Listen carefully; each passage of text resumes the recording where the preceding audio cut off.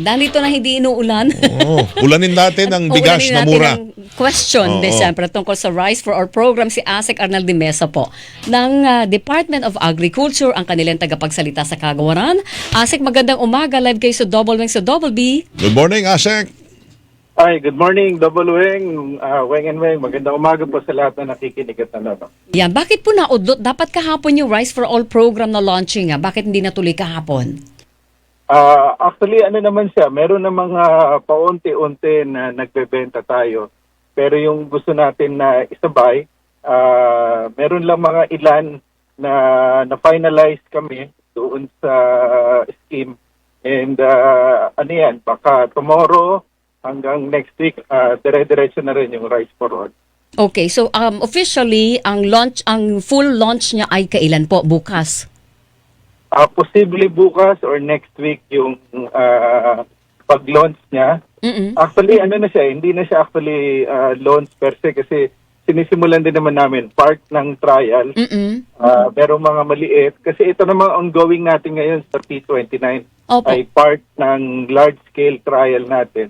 Yung continuous collection natin ng mga critical information sa demand, sa supply, sa logistics at saka yung iba't pang administrative na mga issues and concerns. So nagkaroon na pala ng soft launch. So nasa trial na tayo sa Rice for All. Saan matatagpuan po yan? Yung murang bigas na 45 to 48 pesos, well-milled and regular milled.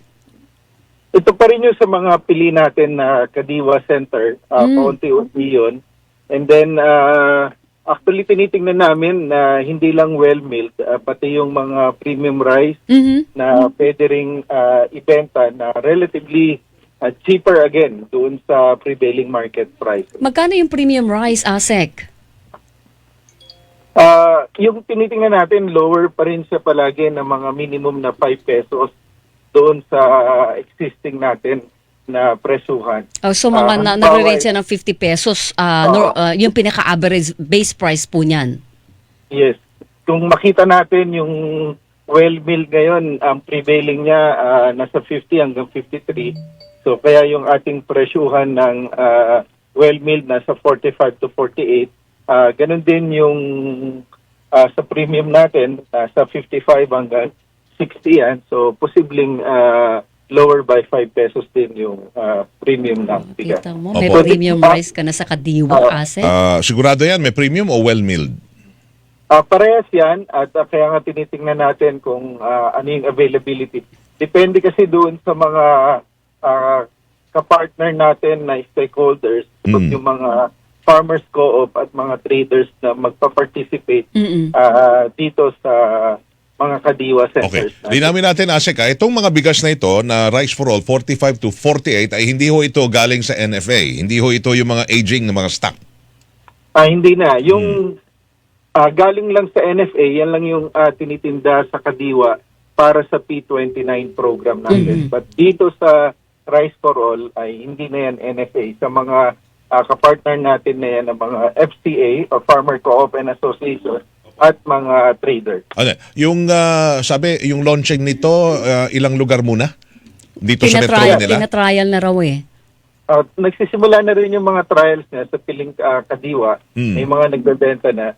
So yung isabay sa P29 na lahat available, in the next few days ay maasahan natin na available. Opo, pero dati may plano ata ho na o pakiusap yon na sana yung mga LGU ay maghanap din ng paraan para ho makabenta ng murang bigas. Ito ba somehow ay magiging available ho rin sa mismong mga pamilihang bayan sa mga palengke itong Rice for All? Hindi namin siya nilalagay, Weng, sa mga pamilihang bayan. Ang target natin talaga ay mga Kadiwa centers natin or doon sa mga coordination natin sa mga lokal na pamahalaan. So naglalagay din sila ng mga selected na mga Kadiwa sites doon sa, malapit sa lugar nila. Kaya dito sa Marikina, sa Fortune, doon sa kanilang barangay hall na ilagay. O kasi para maiwasan no yung kasi may mga impression na ito ho'y pagpapapogi lang dahil malapit na ho ang Sona ng Pangulo. Linawin natin, ito po'y programa naman ng pamahalaan na talagang gusto ay palawakin no ito at panatilihin. May sustainability ba na mananatili hindi lang sa panahon na ito kundi tuloy-tuloy na, Asek.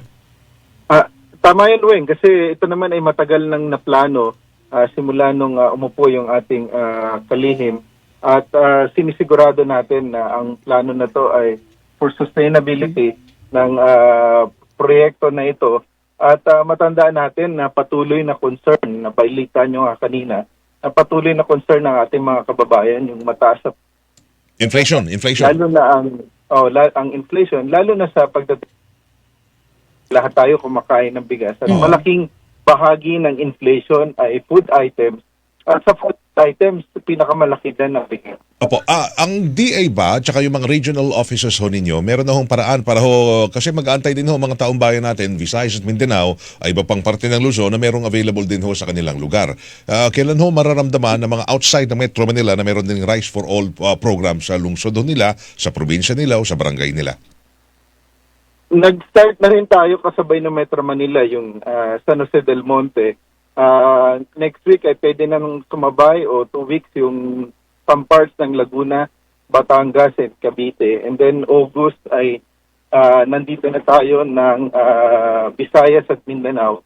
Nabanggit ni Secretary Kiko Chu Laurel Jr. ay baka nandito tayo sa Cebu, Maguindanao or Sulu area. Yan ang mga target natin na unahin sa mga susunod araw. Yun po sa Rice for All program. Rice for All to. Opo, yan po ay NFA rice din ba or imported rice? Hindi na. Hindi na.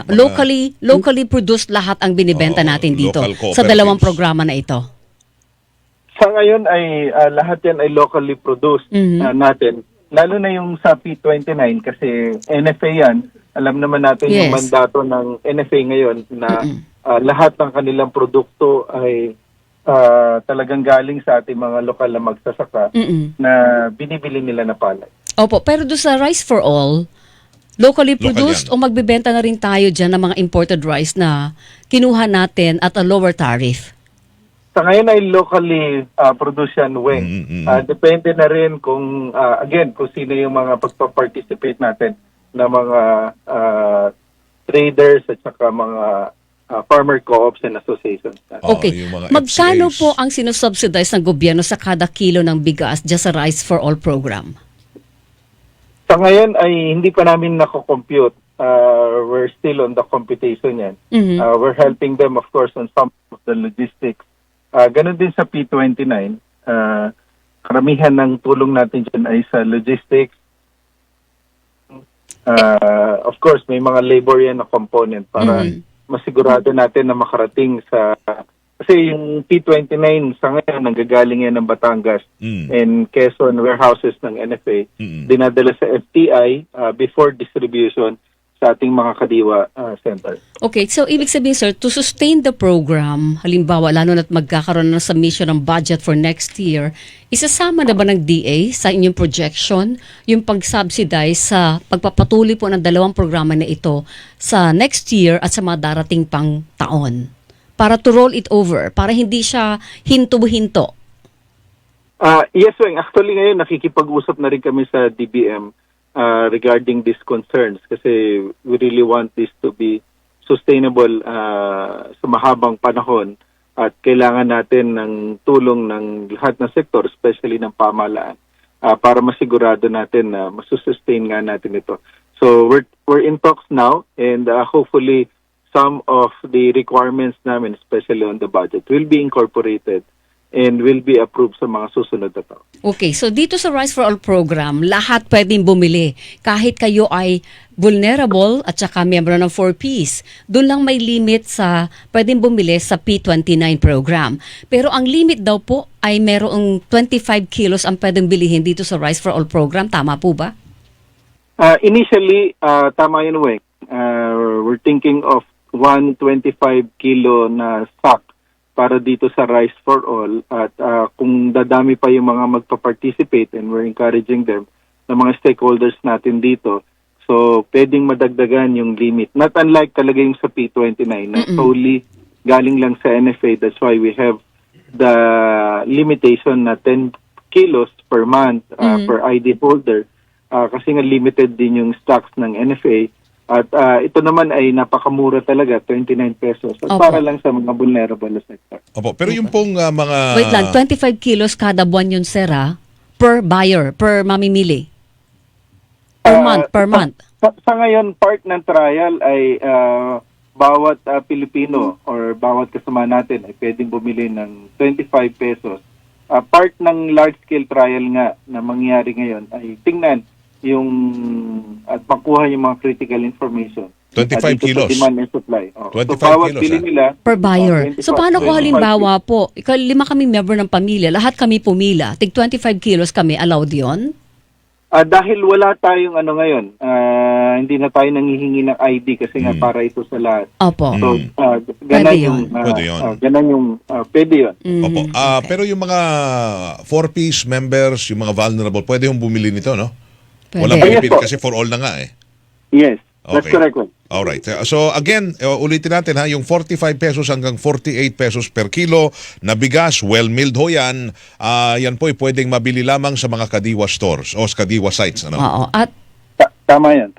meron na rin premium rice. Mm-mm. Ang base price ay asahan na at 50 pesos per kilo. Tama, Asek?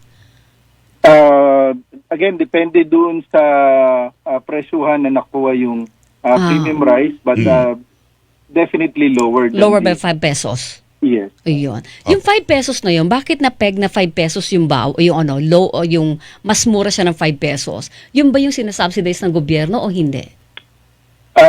Kasi kailangan talaga mas mura. Yes.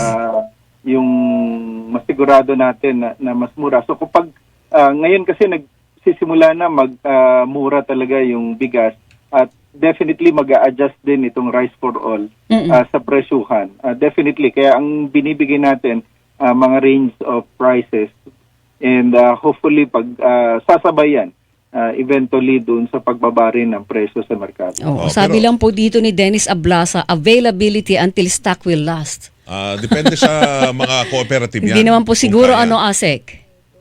Sa ngayon, yan, talaga depending on the availability of stock. Pero ngayon ay marami na tayong kausap at marami talagang stocks available. Okay. Alright. Again, pakiusap to sa mga cooperative na bumenta ng mura. Yes. Yes po. Wala hong subsidy dyan. Except logistics lang. Yes, that's correct. Pero hindi niyo pa masabi kung magkano yung sinasubsidize natin sa logistics side, Asek.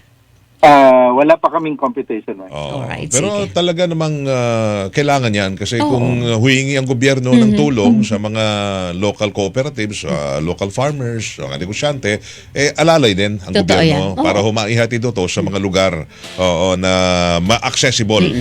Okay, good Pero luck ano po to, dyan. siyempre Asek, ang pinaka-bottom line, ang kailangan natin, palakasin yung produksyon para mapamura sa pamilihan mismo. Oo. Hindi lang Kadiwa stores, di ba? Nang walang Yan kailangan talaga. na subsidy ang gobyerno. Tama yan. Yan talaga ang mandato ng ating kagawaran na suportahan ang ating mga magsasaka sa lokal na produksyon. Kaya last year ay mataas yung ating harvest historic record at inaasahan natin na tataasan pa rin this year at lahat ng gawain namin sa Department of Agriculture ay patuloy yung serbisyo sa ating mga magsasaka at mangingisda Okay. para Nga pala. pataasin ang lokal na produksyon. Opo, yung P29 may available pa rin ho tayong bigas dyan available pa rin yan hanggang kailan itong 29 pesos?